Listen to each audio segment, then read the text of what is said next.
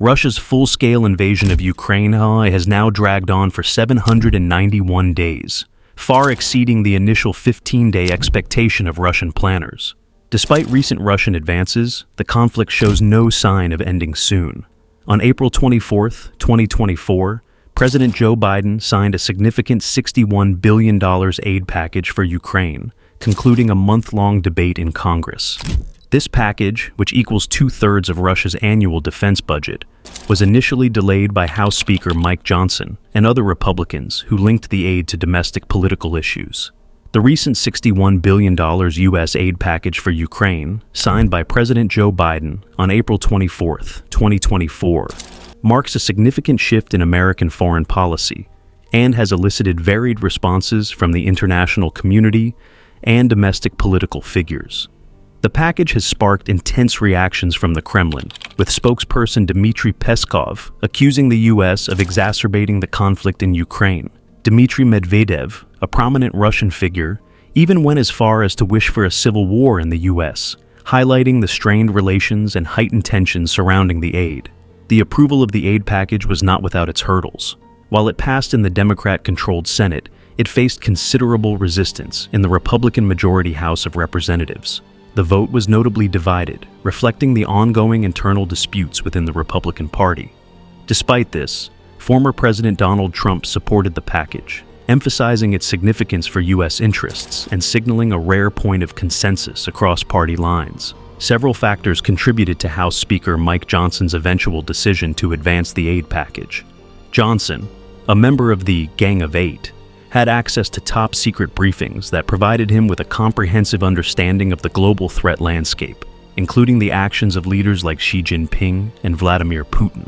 This insight, coupled with warnings from CIA Chief William Burns about the potential severe consequences for Ukraine if aid was not provided, influenced Johnson's decision. Additionally, Johnson's personal motivations played a role. He expressed a desire to be on the right side of history and to support Ukraine without endangering American lives, a sentiment partly influenced by his own family's military connections. Politically, the timing of the aid package appeared to be strategically planned to mitigate any negative impact on Trump's approval ratings, given the upcoming presidential elections. The aid package's approval in Congress, despite internal party divisions and significant debate, underscores the ongoing global superpower clash and its impact on the Ukrainian front line. The substantial aid package from the U.S. reflects a broader international commitment to supporting Ukraine amidst its conflict with Russia. The aid is expected to provide critical support to Ukraine, enhancing its defense capabilities and potentially shifting the dynamics on the ground. However, the immediate impact on the front lines will likely take time to materialize as increased troop numbers, training, and new equipment are integrated into Ukraine's military strategy. The approval and implementation of the $61 billion aid package highlight the complexities of global superpower politics, the intricate balance of domestic political considerations, and the significant role of international support in the ongoing Ukrainian conflict. The responses from various global and domestic actors illustrate the high stakes involved and the strategic importance of this aid in shaping the future trajectory of the conflict. The aid package was welcomed by Ukrainian President Volodymyr Zelensky, who emphasized the need for rapid delivery of military support to counter Russian advances. The U.S. announced an additional $1 billion in aid immediately after the package's approval, including crucial military equipment like missiles, artillery shells, and fighting vehicles. In parallel, the UK announced its largest aid package to date, valued at $500 million, including a substantial array of vehicles and missiles. The Czech Republic is also coordinating the supply of artillery shells, with significant contributions from the EU and Canada. Recent international developments highlight a significant global commitment to supporting Ukraine amid its ongoing conflict with Russia. The international response has intensified, with major Western nations pledging substantial military aid. Germany's Bundestag approved €7.6 billion in military assistance for Ukraine later this year, while France committed €3 billion and the Netherlands €2 billion. The UK had earlier announced a €2.9 billion package. Together, these pledges from the UK, France, Germany, and the Netherlands amount to over 15 billion euros. This represents a concerted effort by these nations to bolster Ukraine's defense against Russian aggression. In addition to these major contributions, Scandinavian countries have also stepped up their support. In February alone, Finland pledged approximately $200 million, Denmark $247 million, Norway $325 million, and Sweden $682 million. Despite these contributions, some U.S. commentators argue that Europe does not match American support. Celeste Wallander, the Pentagon's top official for Ukraine and Russia, countered this by noting that a significant portion of the $60 billion U.S. aid package, about $48 billion, would go to American defense contractors. Brussels has defended Europe's contributions by highlighting that the EU and its member states have provided $16 billion in military, financial, humanitarian, and refugee aid to Ukraine. This figure does not include an additional $5.4 billion pledged, but was blocked by Hungary, reflecting Europe's increased commitment to countering Russian aggression. The urgency of the situation is underscored by recent battlefield developments. Russian forces have made significant advances, including the capture of the Ukrainian fortress of Abka and progress towards key towns like Chasiv and Donk. Despite fierce Ukrainian resistance, the situation remains critical.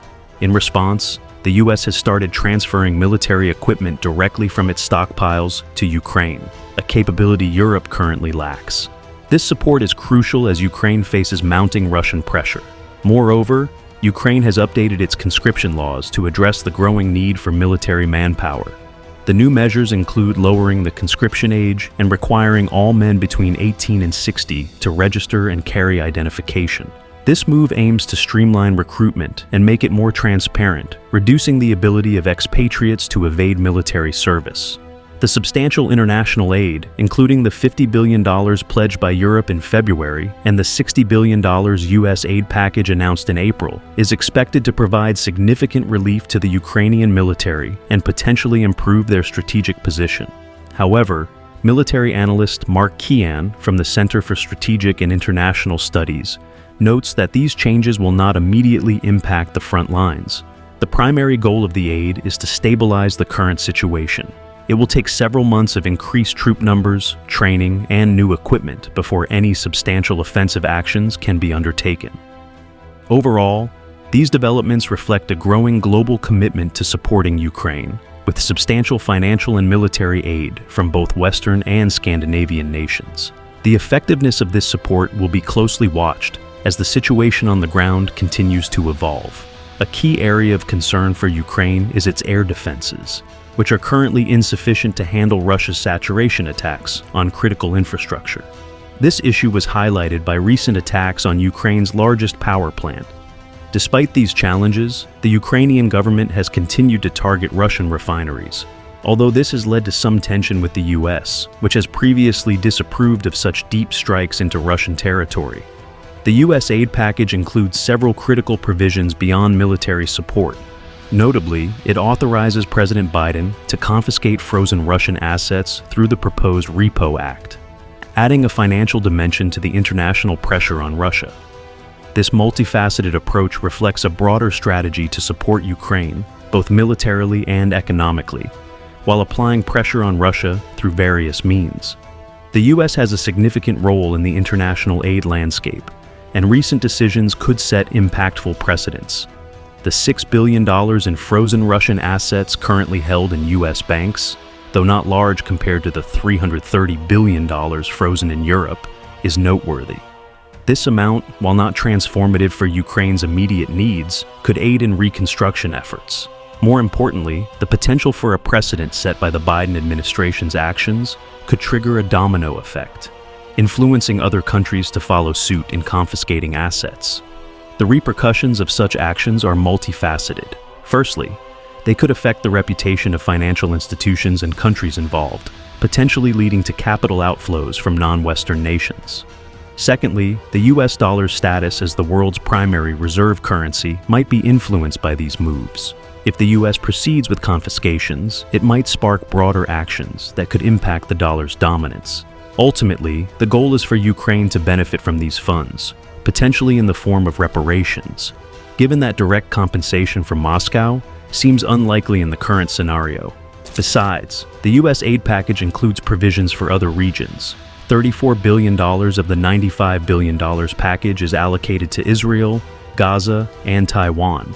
Specifically, over $5 billion is designated for enhancing Israel's missile defense systems, nearly $8 billion for various defense systems and weapons, over $9 billion for humanitarian aid in Gaza, and $8 billion for Taiwan, including over $3 billion to improve submarine infrastructure.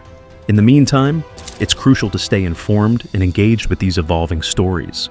Make sure to hit that like button if you found this analysis insightful, subscribe for more updates on global affairs, and drop your thoughts in the comments below.